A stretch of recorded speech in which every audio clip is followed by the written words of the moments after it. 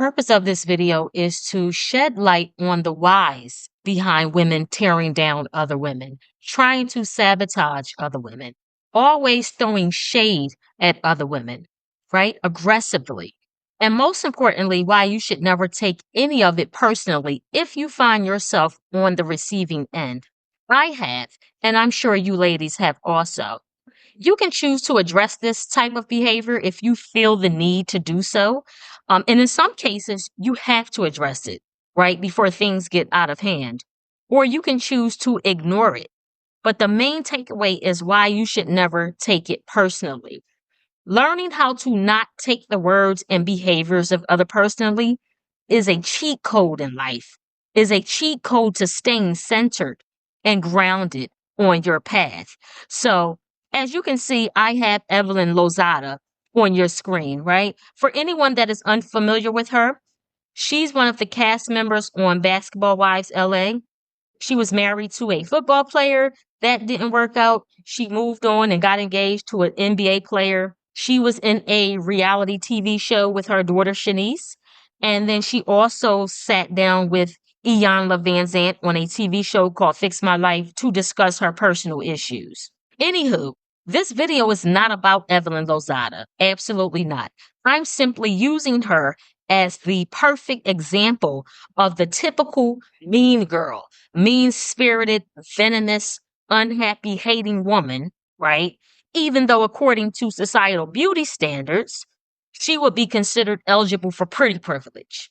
She identifies as Puerto Rican, and she's known for spewing colorist remarks as well. I'm sure many of you know that, towards dark skinned Black women, particularly the dark skinned Black women of her that she was castmates with on Basketball Wives LA.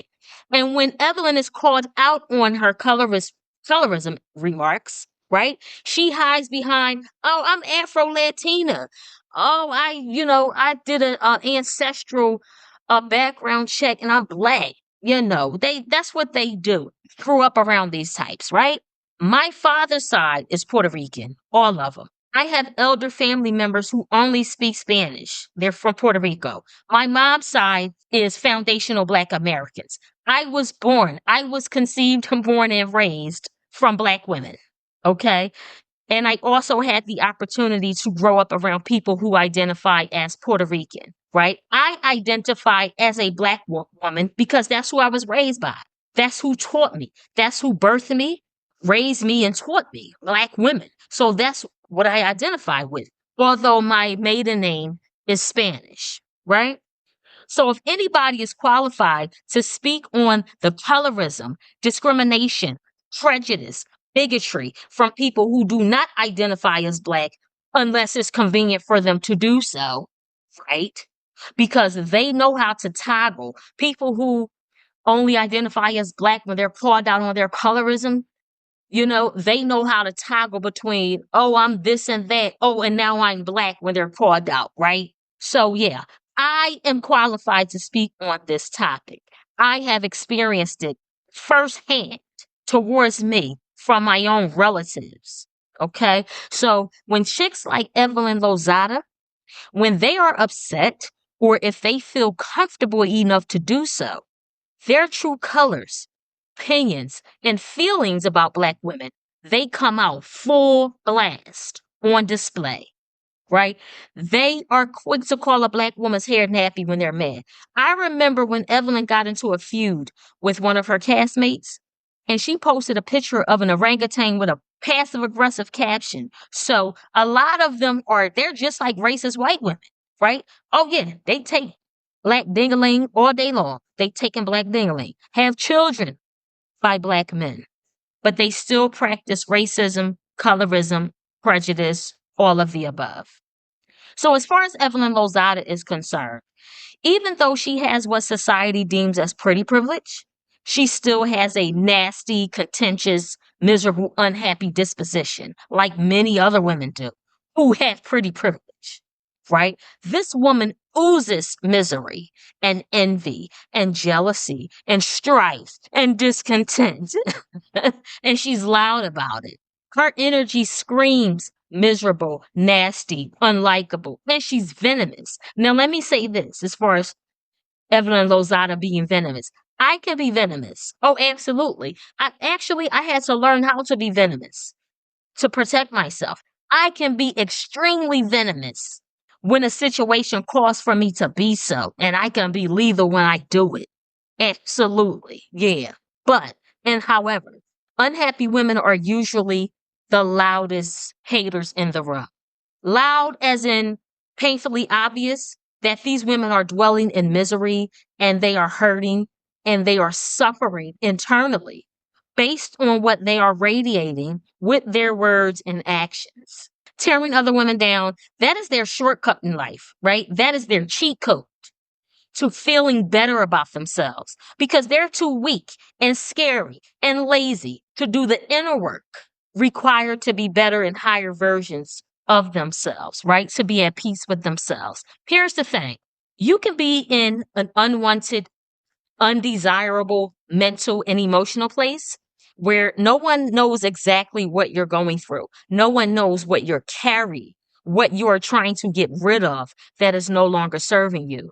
And although you're in this dark place, you can still choose to put your big girl panties on and deal with your uncomfortable emotions.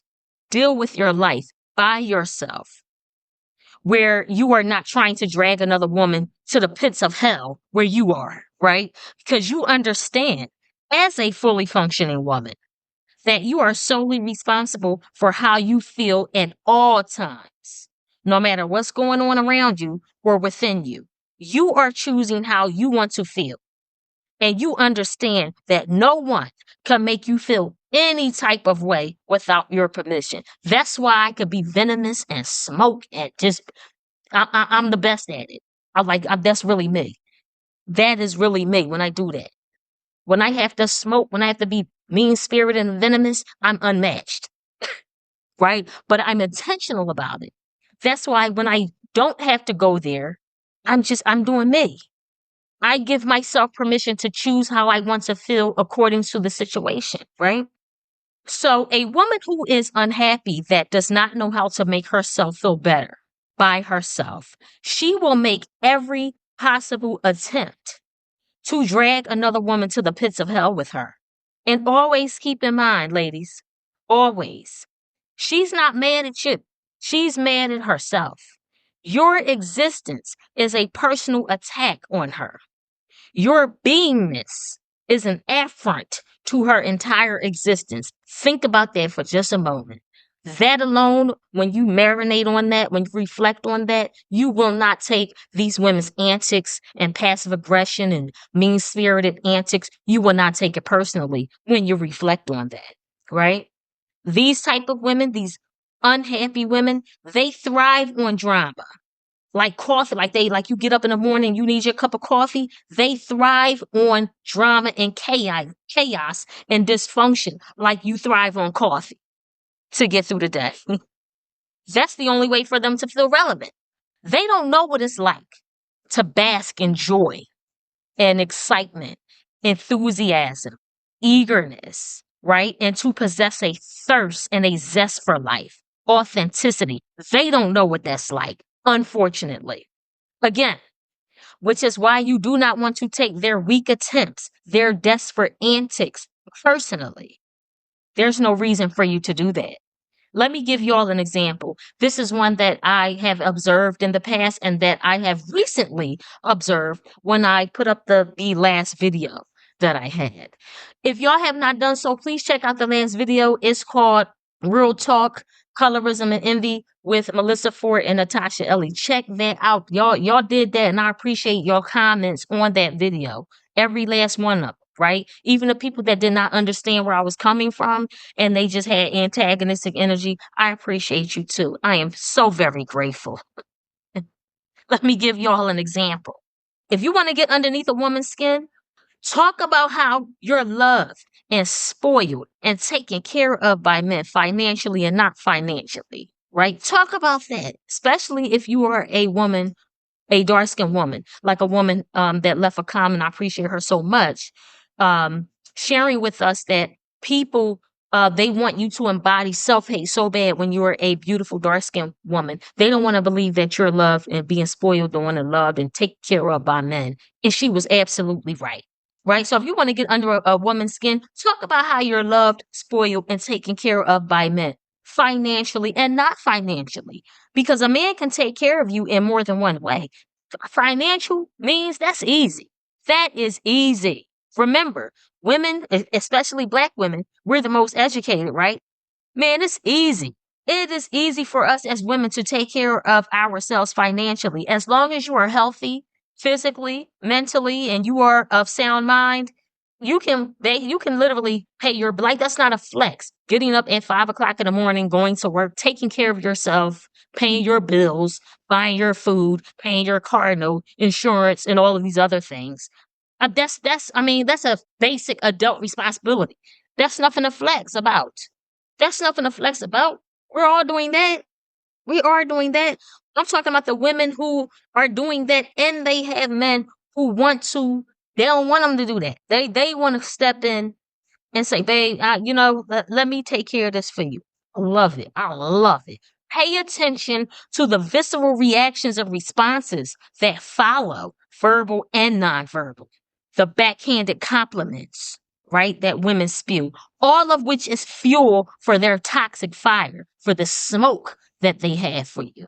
It's sad and alarming that as women, we were taught covertly and overtly that we should participate in unhealthy competition with each other, that we should always pose as threats to each other, that we shouldn't collaborate with each other. I mean, that, like, this is very sad and alarming to me. We have been trained to be threats to each other instead of allies. Now, am I saying that we as women, we should always agree with each other? We always gotta like each other? Absolutely not. Are you kidding me? Life would be boring if that was the case. If we all just liked each other and agree with everything each other, how are we going to grow like that? That's boring. You know, we're not always going to agree and like each other, right? We're not going to always be on some love and light type of time with each other. Absolutely not. According to the law of duality, that's not even a possibility. It's not possible for us to be on that type of time, according to the law of duality, right? We have to live and be our authentic selves in the world so that we can expose to each other what we want and do not want to be and experience in life. The women who secretly wish that that was their reality as far as being spoiled, taken care of by men financially and non-financially, because it's not always about money. Men can take care of you in other ways. I know this personally. It's not always about that. It's easy to get money out here. You got to get up and go outside. But the women who secretly wish that that was their reality, they are always going to be the first and loudest ones spewing passive aggressive remarks, alluding to you being a liar, you being dishonest, you're not telling the whole truth, right? You not being aware of some sort of hidden agenda that that man that you're in a relationship with has for you. Oh, girl. Oh, I hear you. I hear what you're saying, but I guarantee you being cheated on. You name it. It's always a negative reaction, visceral reaction when a woman talks like this, when a woman expresses this. This is why sometimes it's just best to keep your relationships private.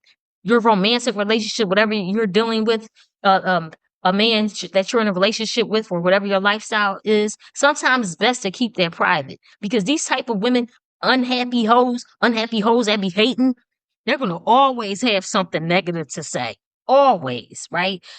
Look, let's say even if those passive aggressive allegations that they make, let's say that they were true. How would these haters know that without proof?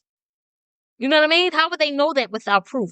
Oftentimes, unhappy women are coming from, again, a jaded place of jealousy and resentment because that's what they secretly want.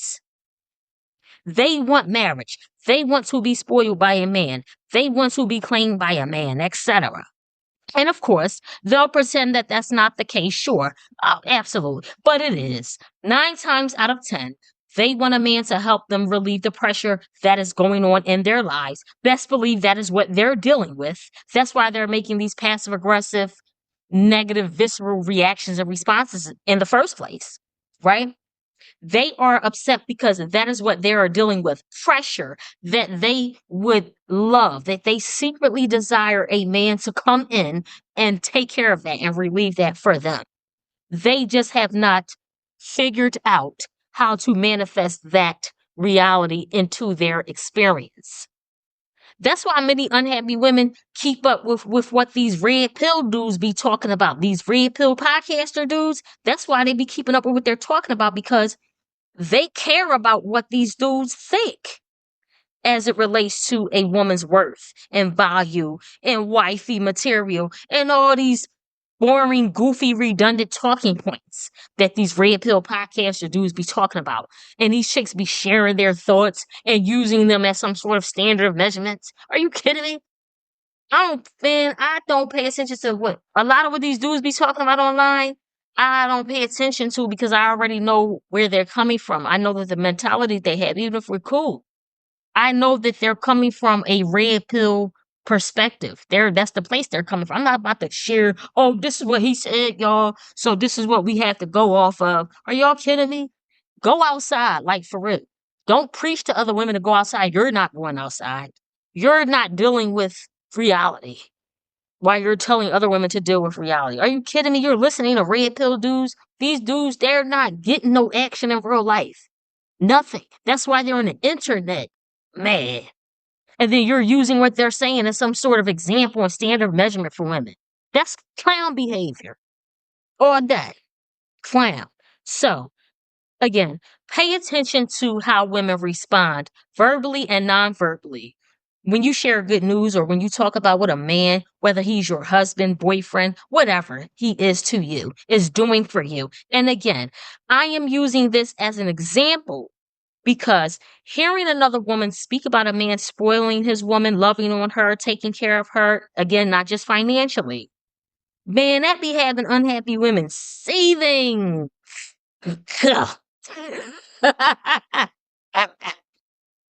That be having unhappy women seething and being venomous to other women. Uncalled for.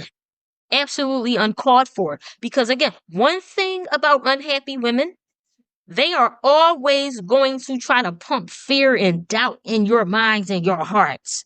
Those of you who are happy and fulfilled and living a lifestyle that they secretly want, or you are working on manifesting that type of reality into your experience. That's one thing about a happy woman that's hating. They're going to always try to pump fear and doubt in your heart. Well, girl, I hear what you're saying, but man, stop listening to them chicks. They're miserable. They are miserable because they have squandered their lives, their bodies, their energy. They have given themselves to man after man after man, relationship after relationship after relationship, and did not get anything. Nothing. All they got was a wet ass. Period. Period. Right? And when you speak about your positive experiences and your lifestyle, that is what they secretly yearn for. It's so clear. I can see right through it because I'm objective. I'm objective. I'm not a hater. I don't hate on women. I love beautiful women, beautiful, smart, intelligent women who have done the work on themselves. I love women like that. So I'm not a hater. So I can see through all of it. I can see through all of the layers. I can see the losers, the winners, and everybody in between. So them trying to pump fear and doubt in your minds and your heart, that is their default coping mechanism, right? And let me be clear. I'm not promoting any particular lifestyle that women should live. Absolutely not. I don't have a stake in the choices that other women make when it comes to their lifestyle and men or women or, whatever their sexual orientation is, whatever they're doing sexually, financially, whatever choices they're making in their lives. I do not have a stake in that. So I'm not promoting or condoning any particular lifestyle. I am simply speaking on what I observe because I am a critical thinker. I'm a critical thinker and I'm very observant and I study human behavior and human nature. I've been doing this since my early 20s. I even made another video about that. when I started doing shadow work. I've been doing this for damn near 20 years. So these unhappy women typically have the least going on in their lives. The ones that are trying to pump fear and doubt in your heart, right? When everything is going good for you, here they come with a girl. Well, let me tell you this. This what you need to watch out for. That's their reality, right? Don't internalize other women's miserable, failed experiences and their failure at manifesting the life that they want. Again, they have squandered their bodies, their time, their life force, and now they are jaded because they have nothing to show for it. This is why it stings when they hear another woman share good news, speak on her accomplishments, gloat on how she's loved and spoiled by a man, husband, boyfriend, whatever. Unhappy women are usually battling a lot of unhealed wounds, and they don't know how to silence their inner critic, right? Long enough to reach for better feelings, right? Their inner critic is constantly reinforcing their negative feelings. They feel empty. They feel lost. They're tired. They're bored. They're overwhelmed. And they see another woman's success and accomplishments and happiness as a threat. They are genuinely unhappy and not at peace with themselves because they're at war with themselves. Here's another element to this dynamic, right? You have women who are living their best lives, successful, they getting money, they're making life happen for them and not to them, who will purposely associate with, hang around women who are not living their best lives, women who are not successful, right? They haven't cracked the codes. They are not doing the inner work required. They're taking shortcuts in life, right? You have women who are successful, living their best lives, all of that, right? Hanging with these women as a way to feel better about themselves, to outshine them, to intentionally try to make them jealous. I know what I'm talking about, y'all. I know what I'm talking about. I've seen it. That's a dangerous game right there. Taking pride in another woman hating on you, that is a dangerous game to play. And it actually says more about you than her. It shows that you're not as evolved. You are not as secure and confident as you would like people to believe you are. That's why these type of women, they purposely avoid women who are also successful, who can match their swag. You know what I mean? They can match their swag. They can match anything that they're on. They can match it and better. They purposely avoid the women because they know they gotta really be on their A game 24/7. It's easier for them to hang around women who do not know how to do the inner work, who have low self-esteem issues, who are insecure, who have failed at their and nothing wrong with failure because that's how you learn what to do for the next time. For women who have not been successful at whatever goals they were trying to accomplish, that's why they choose to hang around them.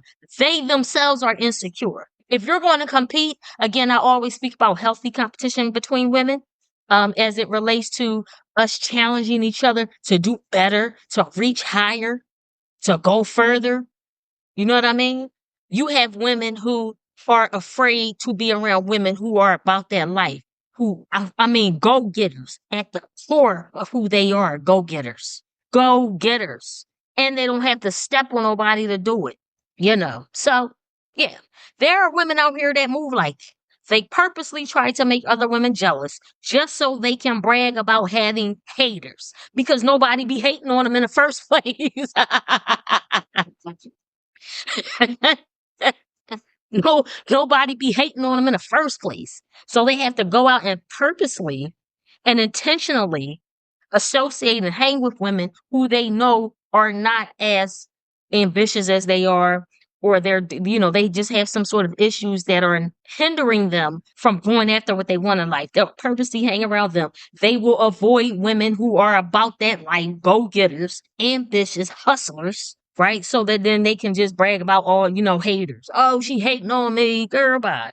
That is very bizarre behavior to say the least. So my thoughts, my final thoughts on this is main character energy, baby. Main character energy. Law of assumption. I'm going to actually do some videos on that too because I can personally attest, I have testimonies, proof that when you subject yourself and obey the law of assumption, baby, you're going to see the results of what you want. So, again, thank you for tuning in to Tiffany Masika. Please hit the like button and thank y'all so much. Please feel free to share your thoughts in the comment sections and hit that subscribe button. Peace.